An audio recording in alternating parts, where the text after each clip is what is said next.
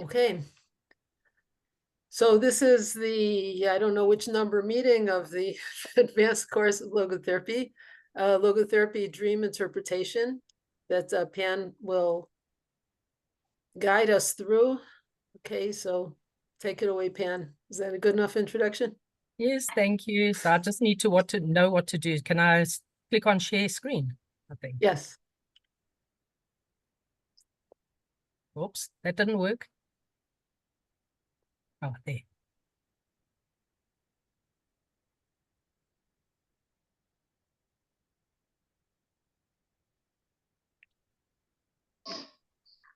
Okay, there we go. Can you all see that? Baby. Okay, so that's the title screen. Yeah. Okay, so on the next screen, I have the theory of interpretation of dreams, which I'm not going to read to you all. I'll send you the notes afterwards, and if anybody else watches this, they can pause on that to see it. Okay. Lana's, I'm going to always start off a little bit nervous, so just excuse me. Your reoccurring dream every 3 to 4 months for the past 10 years. And you find it very disturbing. So I will read through this because it's so short. The dream is always the same. My now ex-husband and I are looking for our son because he has been kidnapped. We have other people looking, and I take my ex-husband to a different room, and we're standing there alone. He's a pretty big guy. I'm 5 foot tall, and he's about 6 feet. A big guy. In a dream, I stand in front of him, very close, and I look up at his eyes and tell him, Patrick, listen to me very carefully. Listen to me. I'm going to go to the next room. I'm going to shoot myself. I'm going to separate from my body, and I'm going to go looking for Benjamin. And I will find him, and I will come back and tell you that I found him, and let you know where he is at. And I need you to go get him. Do you understand me? Pay attention to any possible communication from me, because I will find him, and I will communicate with you where he is at. Do you understand? He looks at me the whole time, listens, and nods yes. And that's how the dream ends. And then you mentioned also, I do have to mention that my ex-husband is a federal police. I don't know if that's significant or not. Okay, so some of Lana's history as summarized. Lana had experienced several traumatic close relationship losses when she was a child, one being the loss of her father when she was 9 years old. As a child, she didn't understand why these people she loved and needed went away. This left her with feelings of abandonment, and as a result, she has struggled with PTSD. Later, at the age of 41 years, when she was giving birth to her only child, completely exhausted after 21 hours of labor, complications set in when her baby became lodged in the birth canal and their lives were threatened. They almost died. An emergency cesarean was done, and as the medical team was delivering Lana's son, she felt as though they were kidnapping him. Because Lana was not mobile at the time due to the medical complications, she was separated from her baby for 5 days until while he was in the NICU, in an incubator, receiving ultraviolet light treatment for severe jaundice. His father and Lana's mom were able to be with him over that time. I just want to mention quickly that please don't interrupt. Lana, you're welcome to interrupt at any time, and Batcha also being your trainer, because this is walking on sacred ground when we share in a person's dream interpretation. So we can discuss everything at the end. Okay, so having some history on the dreamer's past and the here and now of her current life circumstances can be very helpful and necessary. Background information often helps to make sense of the dream. Lana's shared with me her therapy session where she described to her therapist, and the therapist I think did pretty well there, what she had been through in her past, and that helped to answer a lot of questions pertaining to her, that helped me to answer a lot of questions pertaining to her reoccurring dream. When I first looked at her dream, I had many questions, but once I understood her history and read through the session, many answers to why she was dreaming the dream repeatedly for the past 10 years were immediately revealed. Keep in mind, though, that only the dreamer herself will know the true answers to her own unique dream and the meaning message of that dream. The therapist can only assist in interpreting the dream, working together with her in helping her to come to her own answers for it. So, Lana, because you and I haven't had time to work together on your dream, I'm only going on what I believe I can see in it, connecting with your history. If at any time you would like to interject, please do. Okay, so I'm now going to attempt a logotherapy dream interpretation on Lana's reoccurring dream. So in the dream you say, it's been a reoccurring dream for 10 years, which Lana dreamed approximately every 3 to 4 months, and she describes it as a disturbing dream. So a question a therapist might ask might be, at the time when you had this dream over the years, each time, can you remember if you were feeling particularly insecure and stressed out during those times, or lost and alone due to some difficulty you were going through or facing in your real world at the time? Would you like to respond to that? And if not, it's fine. Lana? Probably I'm always worried about Benjamin, and I've always kind of not fully trusted his father with him, to be honest. Him and I have absolutely different, not only cultural, but just kind of upbringing backgrounds. He grew up on a farm in southern Illinois where safety was never really the issue. They never locked doors, never really needed to. His parents were alcoholics, so they were always drinking, and him and his brother were kind of on their own. So for him, it wasn't really, although he's a cop, but he did never really considered that safety is priority. Well, while I grew up in a whole other society, you know, being growing up as a Jewish child in the Soviet Russia and having so many losses in our personal life when some very significant people left and then they never came back because they died. You know, that created this hypervigilance around safety. Yeah. Okay, thank you very much for that. That does help. Okay. Okay, so I feel strongly that this dream is all about that very moment in time when you were going through your C-section. You were so exhausted and in extreme shock when your son was removed from you and immediately taken away to the NICU because he wasn't breathing.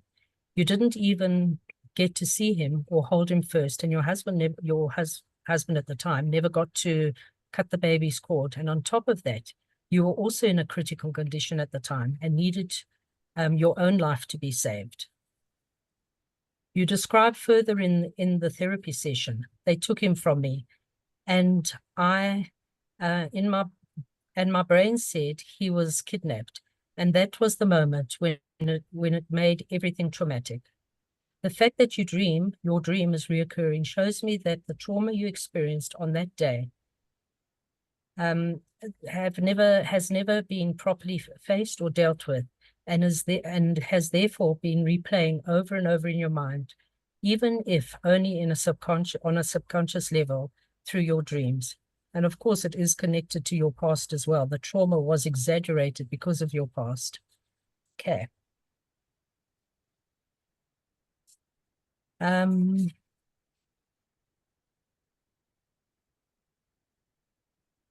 Sorry, I'm a little bit lost now for a second.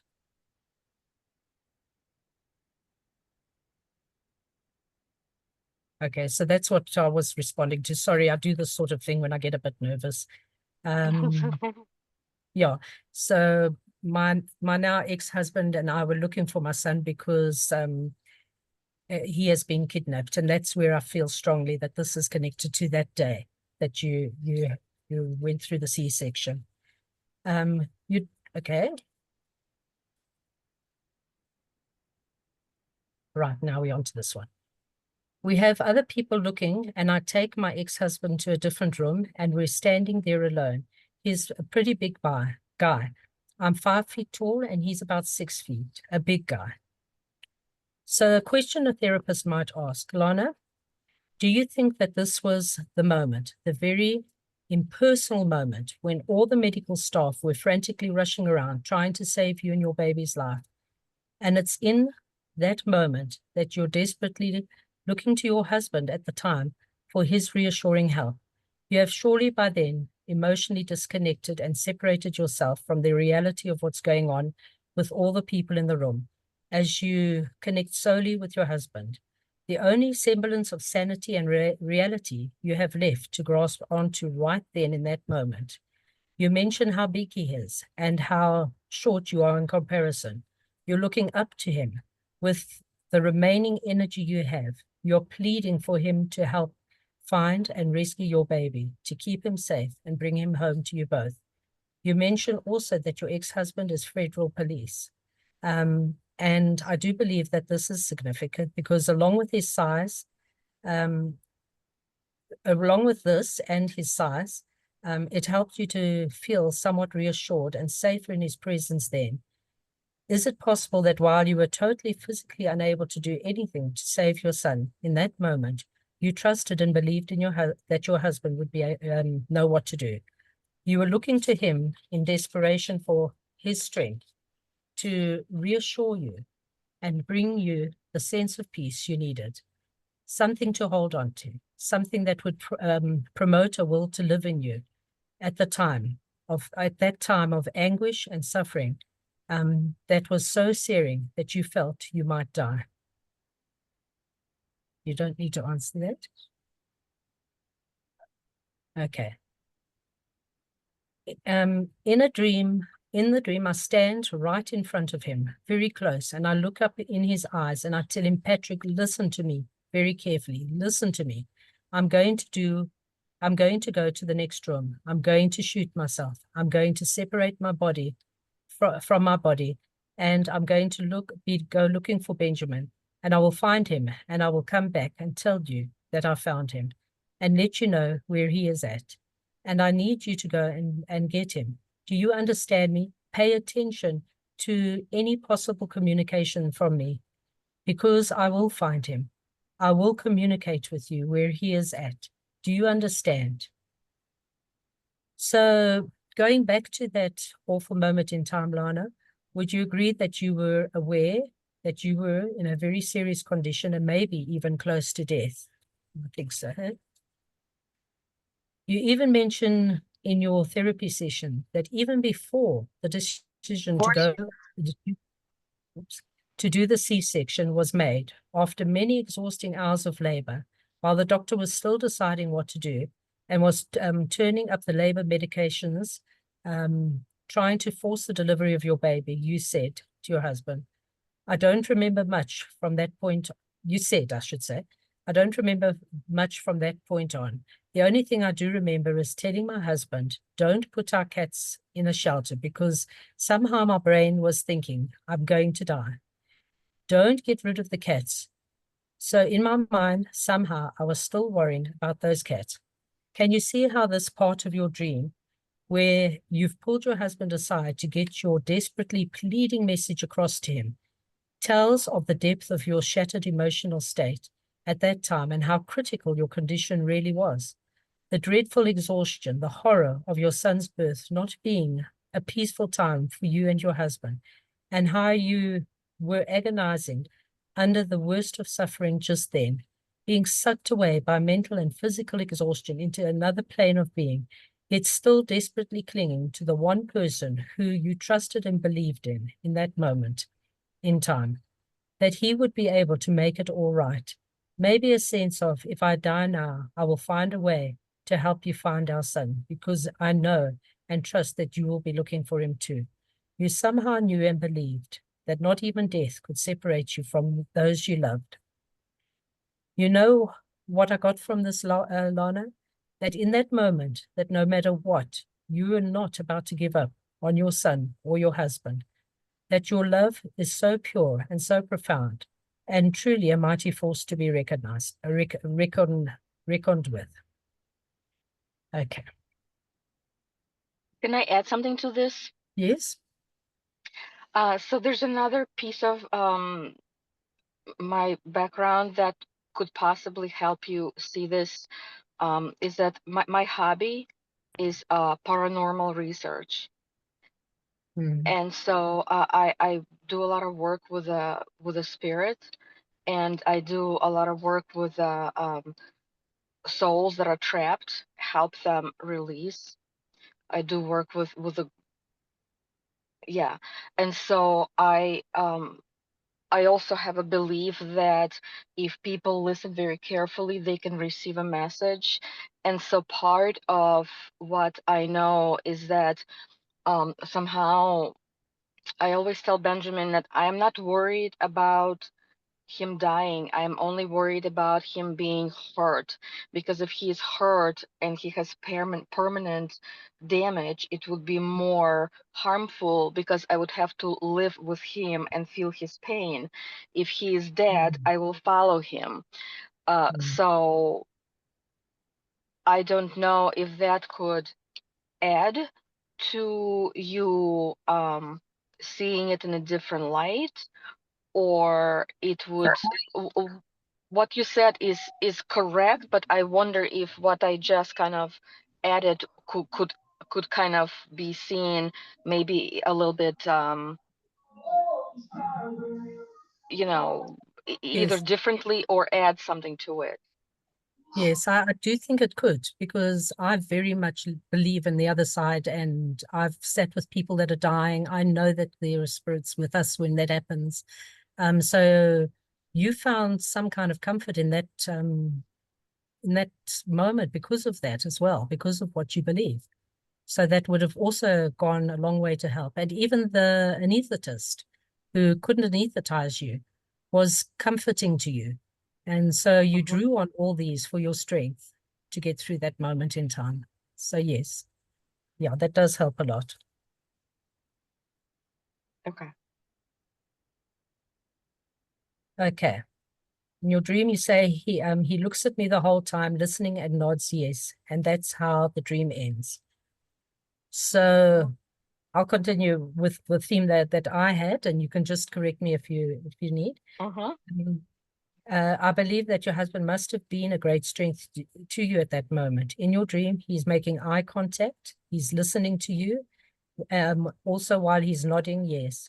This part of your dream is very significant. Your physical as well as your emotional state was severely compromised. And when it was indeed possible that your life could have easily slipped away due to the shock and the exhaustion your body and mind had been through, you were given hope right there and then, and probably also because of what you believe, more than likely so. And so, sometimes when some semblance of hope is all we have left to cling to, the resulting faith and the will to live can bring the peace and strength we need, enough to pull us through the worst of storms and give us a reason to live and go on. So, Lana, you made it. And so did your son. You both made it. And it's just so commendable when I consider what you went through on that day. Anyway, 5 days after his birth, Lana finally got to hold her baby boy for the first time. Due to the postpartum depression which had developed as a result of all she had been through during his birth, it took Lana a few months to feel any connection to her son, which is understandable due to the emotional numbing effects of all that she had been through and the medication that had been prescribed for her depression. So it's very important to note that postpartum depression is a mood disorder that often causes deeply intense feelings of grief and anxiety, a kind of emptiness and numbness which can render a mother exhausted and struggling to function normally with day-to-day chores, expectations, and activities. And this can go on for weeks after the birth of her baby. This can make it difficult for the mother to bond normally with her baby. Often, the mother is left feeling as if she is a failure, worthless, and shrouded in shame and guilt. And I've been through this myself, Lana, and I know what it feels like. You have to be through it, go through it to understand. It's a terrible, terrible thing. So, a quote by Dr. Frankl, an abnormal reaction to an abnormal situation is normal behavior. Okay. So Lana eventually found her way back to herself.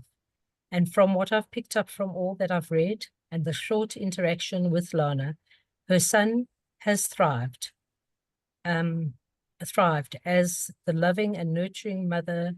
And she's become the loving and nurturing mother she's always dreamed of being. From all that I've read in preparation for this presentation, it is evident that Lana has developed a well-rounded, close relationship with her son, who she dearly loves and describes as a strong and brave 13-year-old who can hold his own in any situation. Okay, so that's it, Lana, and if there's anything you want to say, you can say it now before the discussion begins. There we go. Yeah. Did you want to say anything, Lana? Thank you for your hard work with this. I appreciate that. Thank you. Okay. Give it over to you, Batya. You've really said everything that I might have thought to say as well. I think I would only add that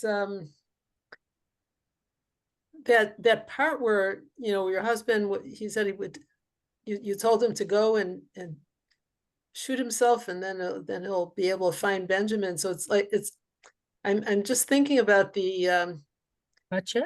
yeah. No, it was to shoot herself. That was her saying to her husband that she will go and shoot herself and come back and help him to find her son. Oh, okay. Yeah. So you talked about your connection to paranormal and connection to those kinds of things, and I just think that there's nothing that's out of reach. You know, that's the feeling that I got. You know, that's it's a very empowering feeling that everything is possible. And when it comes to finding where someone is, the feeling of you don't know where he is taken care of. It's that fear that how am I going to find him if he's been kidnapped and I haven't seen him for many days or who knows how long, but then there's something there's like a root out of that. You know, there's this window, I don't know how to put it. There's something that connects you to, you feel very strongly that soul level of connection that can't be taken away from you. That's the one thing that can't be taken away from you. And so that's completely flies in the face of the idea that he was taken away, he was kidnapped. No, he can't be kidnapped. You know, he'll be found. Yeah.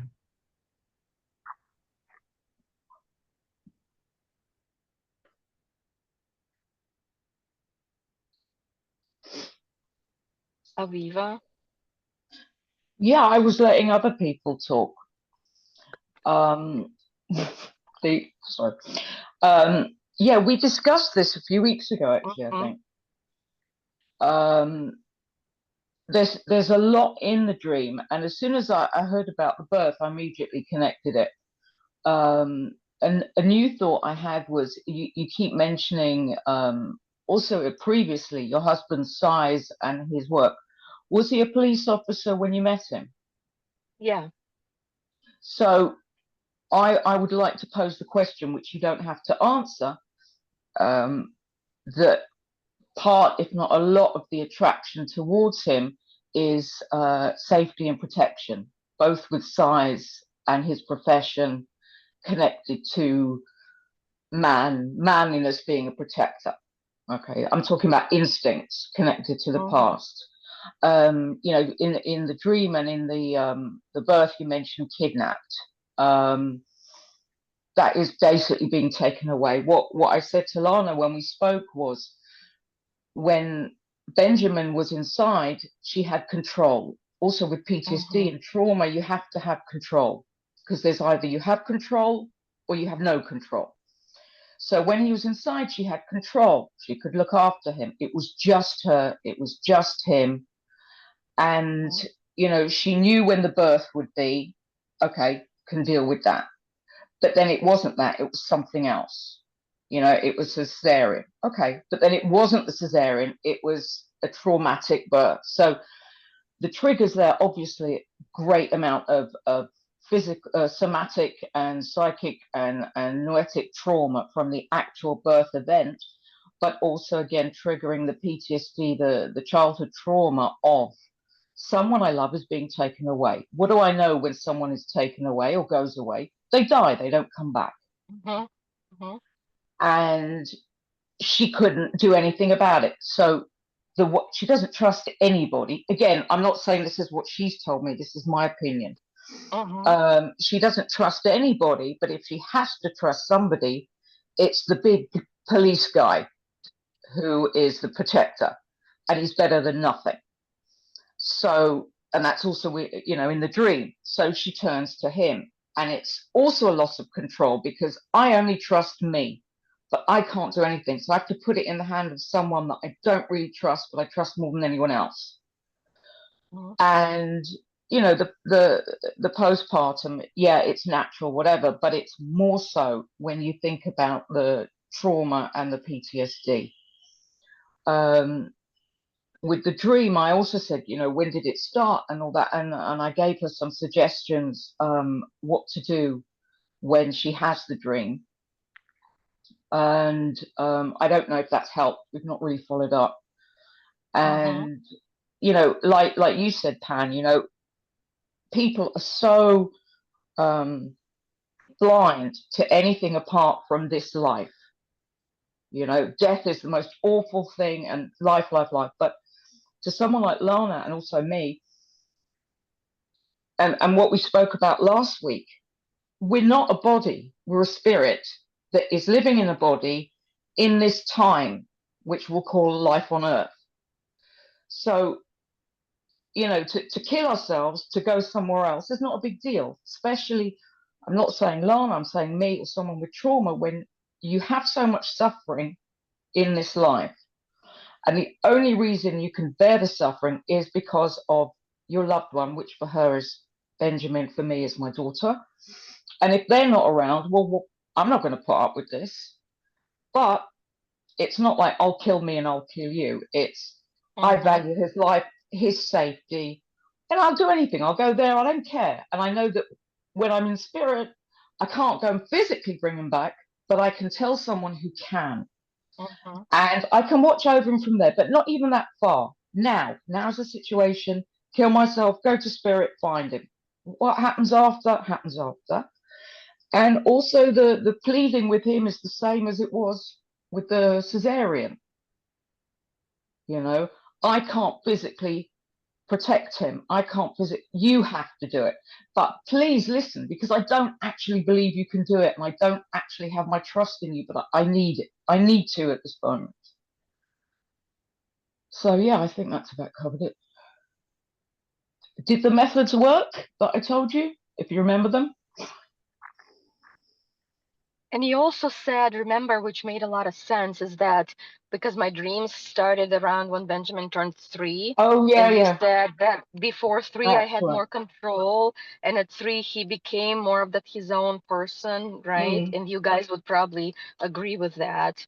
And then so I had to give him more of that independence. And that's when the dreams actually started, because at 3, it was more of that something could actually, although the only 3 people that were always taking care of him and no one else was trusted was me, his dad, and my mom. That was it. There was no one else that we trusted with him. But 3 is the age also neurologically when things change and emotionally. Yeah. And I said also when the child's a baby, all you have to do is keep them breathing, right? And whole.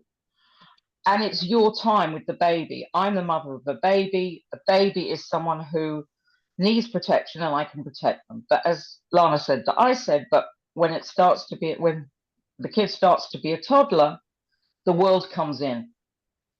And the world is a bad place. The world is a dangerous place. And the world takes away my Especially control. for those of us with PTSD, right? It's a Exactly. dangerous For place. people with trauma and PTSD, that Mhm. is the default. The world is dangerous. Bad things do happen. Bad things can happen. If they don't, I'm surprised and grateful. But if they do, well, I expected it. So, the end. Thanks, Lana, for sharing, and thanks, Pam, Hey, for Brenda. interpreting. Yeah, and thanks for sharing, Lana, so vulnerably. And I'm really starting from this and the other session, other times classes, getting a feel of you and your life. And what comes up for me is something that there is something positive in it, in that, like, you don't say at the end if Benjamin has been found. Like, that doesn't happen in the dream, whether you find him or not. And I'm wondering if when you wake up and you realize, oh, Benjamin is here and everything is okay, that there's some kind of relief in that, like after, like when you realize, oh, it was a dream, and actually things are okay in life, and I've got through these different episodes, or I've got through difficult times. If there's any relief after, when you go, oh, okay, Benjamin's okay, and because maybe in real life, yeah, go ahead. Brenda, that's of course is a therapist question, right? It's never that kind of, oh my gosh, it was just a dream. There's always the sense of it's kind of that internal anxiety of this could happen, right? Mhm. This kind of sense of the what if, Right. of this kind of internal hypervigilance. I'm always worried. As you know, America is known for school shootings. I'm every day he goes to school, I'm thinking the what ifs. It's always on my mind. It's always there that something in this space, in this world that we live in here in this country, that's going to go wrong. So it's a really good question. And no, it's never, oh thank God it's just a dream. It's just kind of ongoing. But like I said, I'm more worried if he gets hurt and has to live in pain than if something happens and he's dead. Because I even tell him, Benjamin, if something happens to you and you're dead, don't go into the light, hang on, wait for me, I'm coming, right? I'm coming, just I'm following, because I'm always open. See, I was telling Pan that I see my life as a social experiment, and I'm always open about what's happened to me and what my thoughts are, because if someone can benefit from that and make their life more better because of my experience, I feel privileged if someone can take it and do something better for themselves. And I'm always open. If something happens to my son and he dies, I will die. Whatever way that happens, I am going. And so he is aware that if something happens to him and he dies, hey, just hold on, don't go, I'm coming. So I know it's weird, and maybe in some way it's fucked up, right? To say that if my son, I don't have anxiety about him dying, because I know I'm coming, but I have anxiety about him being hurt. I think having to live with some physical or emotional pain for life, because I will feel it and I will have to carry that, and I will have to feel his pain and not know how to fix it for him. That's my fear. Yeah. I also got from it somehow, and from what you've spoken about, and I guess what I'm trying to say is I'm impressed that you have a strong relationship with your ex-husband too, like Yes. and that there is some kind of feeling there, maybe that he will be there, or that you can count on him, and that sort of came through in the dream, that he was looking at you, and he said yes, and so that you do have someone in the world who's also looking out for Benjamin, and Yes.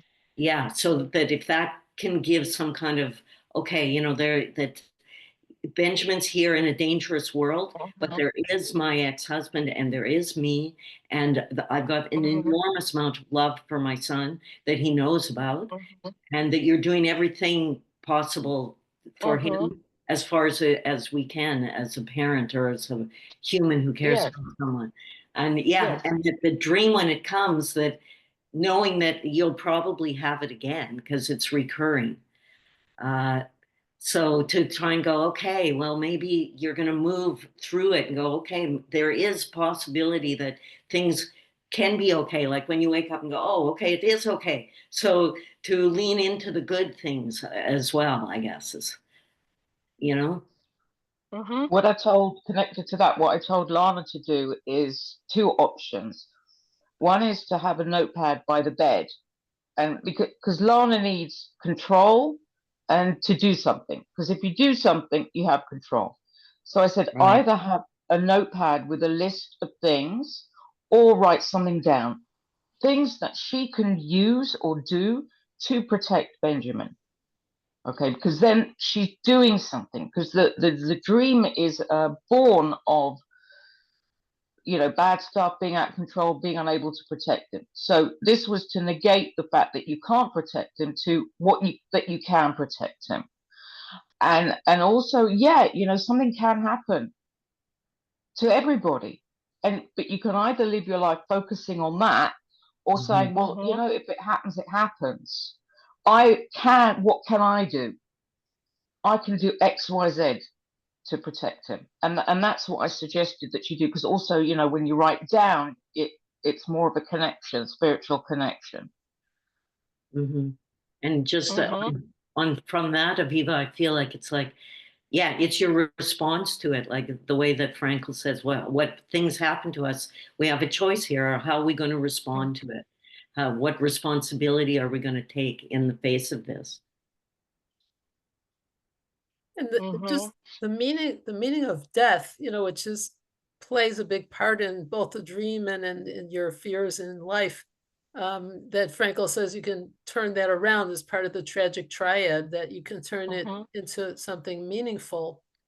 And the meaning is usually you live your life more fully because of it, because you're aware of that in the background. And you also feel the preciousness of the people that in your life that have died or who could die. And in this case, you know, that picture of Benjamin on you at the end is so precious, and it so speaks to that of that's, it's all about love. Like it's like, it sounds like the dream is about death, but it's really all about love.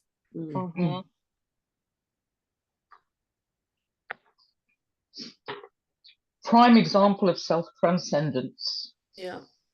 You wanted to say something, Pan? You can unmute. Yeah, I just wanted to mention before I forget that it's been my experience when we've done dream interpretations, that if you find the meaning message of your dream, if you feel that you've unraveled it properly, that it's made sense to you, you might actually never have that dream again. And in all cases so far, nobody's ever had that dream again. But you might have a new dream because you've still got fears in that. But whatever that new dream is, look for the meaning message in it. Try and work out what that dream means to you in the here and now of your life when you have the dream and why you're having it. Take all the symbols together and see what the symbols are telling you, etc. Yeah. Thank you. That makes perfect sense. Thank you so much. Thanks, you guys. That really helps. Thank you. I appreciate all of you, as always. A couple more people wanted to say something. So yes, if I can say, Lana, something. Yes, please. So I just made a quick research in internet regarding school shooting in the United States between 2000 and 2022. And it said that 131 kids were killed. Yes. So it means that it's the whole population age between 5 and 17, it's around 53, 56 millions of kids.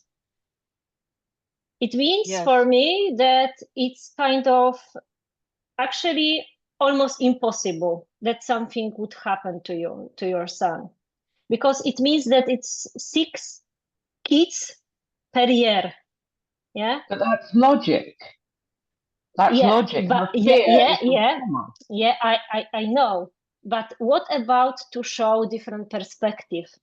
And I know that it's trauma, and Lana is very deep in her trauma.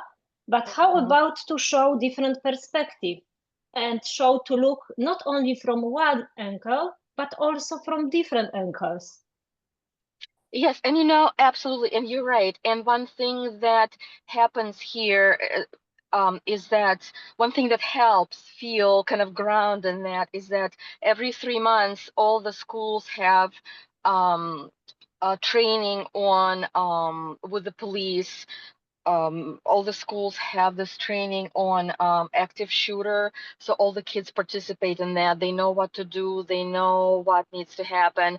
And every year my son, being a son of a police officer and being my son, he when he has to meet new teachers, he goes in the classroom, he introduces himself, and he says, if we have a school shooter, I will be the one helping you and assisting with moving, because every classroom has a big cabinet, right? A big filing cabinet. And if there's a school shooter, the filing cabinet is supposed to go in front of the door, right, to block it. So he always tells the teacher, I will be helping you move the cabinet and getting everybody out of the window.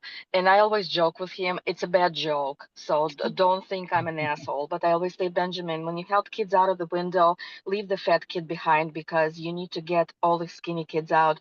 Don't hate me. It's just a bad joke, but this is how this is how you cope when you have trauma, right? You say stupid shit. But again, one thing that really helps me deal with this is that I know that he's not going to freeze, because he knows how to advocate for himself, and he knows what to do. The reason he knows what to do is because we constantly train him. For example, him and I every summer I throw him in the trunk of my car, and then I tell him, okay, get yourself out. Wow. Because I'm crazy, because I'm nuts, I'm crazy. And I tell him, okay, Benjamin, you're in the trunk of my car now, figure out, because there's newer cars, they have these latches that you can figure out how to get out. I know this is overboard, but I rather my son is not sheltered, you know, and thinks the world is a wonderful place, than he is able to save himself and possibly help somebody else. And again, I know this is probably it's all trauma based, because we parent from the eyes of our own trauma. With that being said, you know, I think I shared before, we live in an area with 3% of Palestinian population. Just yesterday, his um, principal called me, and he said that there was an incident. This Palestinian girl in school told him, hey, Benjamin, you know, I know your parents are divorced, and you deserve it because you're a Jew. Well, Benjamin looked at her and said, aren't your parents cousins? Well, the girl got detention, he didn't, you know, and because the principal said what she said is inappropriate, we stand against it. And I was kind of laughing. I said, well, thanks for taking care of that. But again, my job is to make him feel that he is not a victim and that he can advocate for himself. And I'm sorry, Dorota, I kind of went, you know, too far into, but yes, you're absolutely right. I try to kind of, he knows what he needs to do, basically, what I'm saying. Yes. That's, you know, that's the positive that comes out of the trauma. You know, that's what we say, like, despite the worst kind of tragedy and terrible and harsh situations, you know, something at the same time, you can find something good, you know, and so he will be an advocate for himself. He will know going out into the world, he will be the one who helps everybody else and know what to do. You know, he won't be just like helpless and I don't know what to do, you know, because you've made him that, you've helped build him in that way. Lana, It's just exhausting. I wanted to say what really jumped out at me with your dream was the beauty of your spirit. It was almost like your spirit speaking to you and saying your love is so transcendent, it's so strong that it's never going to end. And that for me, that there's no fear of death in the depth, not even the the magnitude of that love. And for me, it was just, I'm not negating the trauma in any way. Believe me, it's been 2 sessions of this, and I listened to it and I'm still like, oh my gosh, I cannot even imagine. But I just hear your spirit so strongly saying to you that your love is so strong, it overrides everything. That's you know, that it just came out so strong. The lack of the fear of death, you'd do anything for it. You'd even trust other people in that journey, and that's amazing. It's just that just shines out. And you know, our spirit cannot be harmed, right? No matter what trauma, no matter what happens to us, our spirit cannot be harmed. It will always survive no matter what. So you're absolutely right.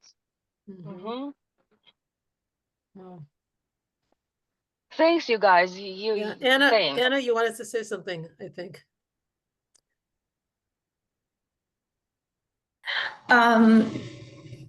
Sorry, my head is spinning. First, Pen did dream translation, what she was saying to me. I was her client aside from the class, and it released me from the dream, which was incredible. You didn't even tell me at the time, Pen, that that's possibility. I read that interpretation several times, and then there was an action that I took after. It was a little different, and I followed Pen's advice and did exactly what she said to do. Well, she didn't tell me to do it. She said that's what she would do. She would encourage me.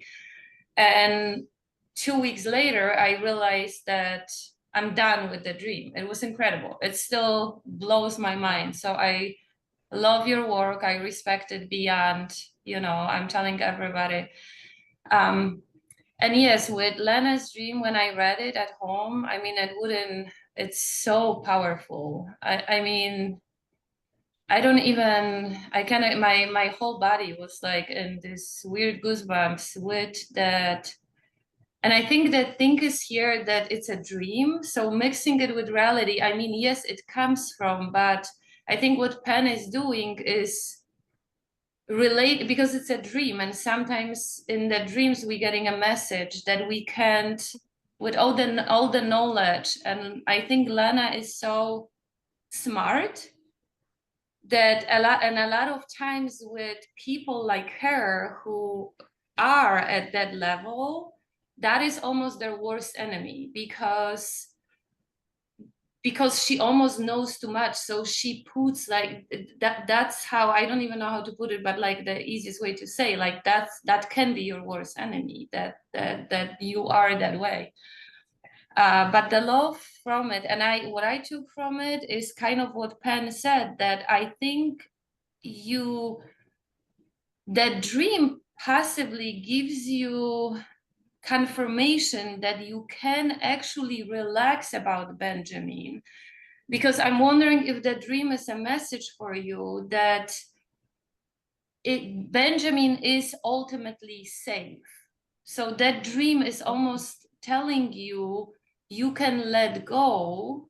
And I wonder if it's gonna keep coming until it clicks. That you know what, somebody's trying to tell me that, look, even when they took him away, even then in real life, I disagree with my ex-husband's ways of, you know, then in the dream, I still went to him. I said that as a team, we'll figure it out. So I wonder if the dream is gonna keep coming until you actually make peace with it, that you can, you know, that those were kind of my thoughts. Yeah, but thank you for sharing. I mean, and you know, and I like I said to you, I definitely appreciate when you called me last week after our class last week, after that session with Steffi. Thank you for calling me and telling me pretty much you're too smart for your own good. Like, shut that off. I appreciate you calling me and telling me that, because they said, like I said to you, for some reason people feel like they can't tell me how it is. I appreciate Aviva being that person who talks to me and tells me, like, chill the hell out, like, sit down and shut up, because not too many people feel like they can tell me that. I appreciate you kind of reaching out and saying, you know, like, shut that crap off. And because it helps me see that, I think that, you know, we have different types of intelligence, right?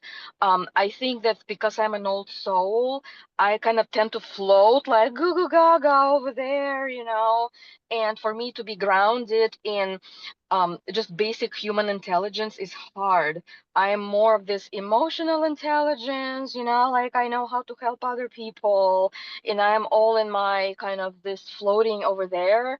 And when people feel like they can tell me to just kind of calm down and sit your ass down, that helps me realize that I need to really just kind of disconnect from that and be just a normal human, and allow myself to just kind of feel that fear and process it in real time. And because this is reality and this is some other stuff that's floating in my head. I don't know what I just said. I think I just kind of try to, again, bring that floaty stuff into. So I appreciate your feedback, basically what I'm trying to say. Yeah. But Thank you. But you know what? You know, when you talk about that floaty kind of stuff, Lana, you know, you're not someone who is that way in your real personality. It's only the fear that brings that out. And when you're with us, and when you're commenting on other people and understanding them, when you're a therapist for others, you are very grounded, and you know you really help them get grounded. You know, so it's something that you can easily access. It's not just, oh, yeah, I need someone to help me get grounded. They're able to do it because they can tell you, kind of shut up, just get rid of that. But you're able to hear it also pretty easily, because that's really who you are. And the part of you that goes off out there is not really who you are. That's more the fear coming in. That's what I think. Well, thank you. I appreciate that. Thank you. Thanks, you Does that make guys. sense? I don't know Does that what make we're gonna sense to do. everybody? Does that make sense to everybody else? I wanted to Yeah, I say don't know that what we're gonna do after very this class much. is done. No, I agree with you. Sorry, that Batya, that Yeah. also from my conversations with Lana, and we do talk a little bit. You are a very grounded person, a very realistic person. That's your base, but you're also a spiritual person. Right. I think what you regard as the floating is because you have so many thoughts in your head, partly because of your intelligence, you know, you think, you question, part of the knowledge you've gained over the years, and also because of your spiritual interests, you know.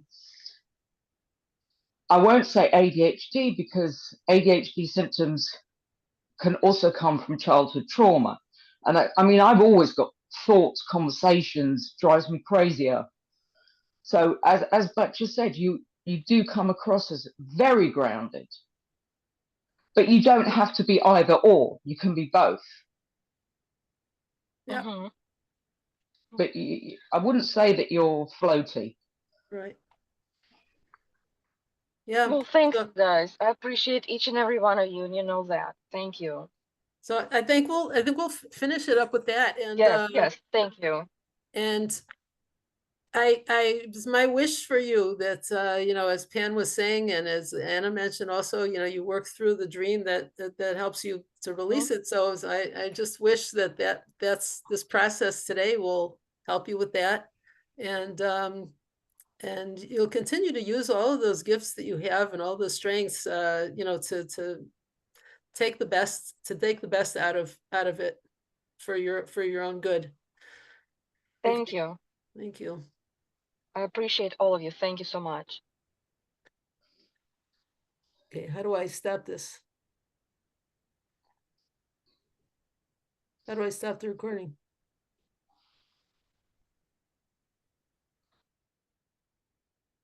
Oh, there you go.